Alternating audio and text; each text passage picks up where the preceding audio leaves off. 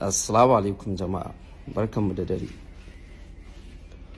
Wato a yi haƙuri, kaman shi ba ɓacin rai haka nake.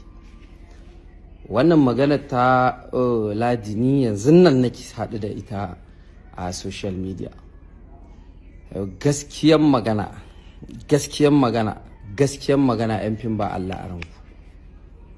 Babu kwata-kwata waɗanda suka yi magana suka yi against maganan matan nan da ta yi, wallahi ba Allah a ranku. Babu yanzu kamar waɗanda na ga maganganun su biyu, Alinu da Falal Dorai, dan Allah dan Annabi ku ne za ku ce ba ku san anewa mutanen nan, anewa dattijan nan wannan abun ba? Su tashi aiki a ɗau 2,000 1,000 ko a ce musu za a kira su? Habba ittaqillah. Mu ji tsoron Allah man, kun san ana yi. Matan nan ku kirga, yanzu barin fara daga kan Falal Dorai.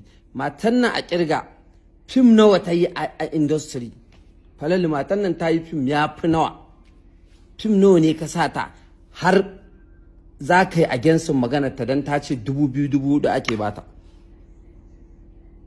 Ai a ta yi fim ya kai amma 20, to ya kamata a ce sai fim 18 an biya ta wannan kuɗin, shine in ta yi magana ba ta daidai ba. Amma fim ɗin in ta yi 20, Falalu fim nawa aka sata?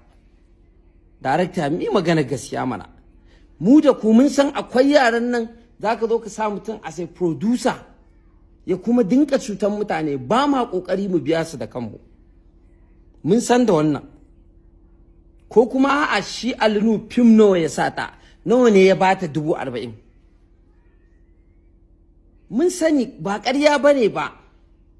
Recently an yi wannan, na kira mutane su shooting.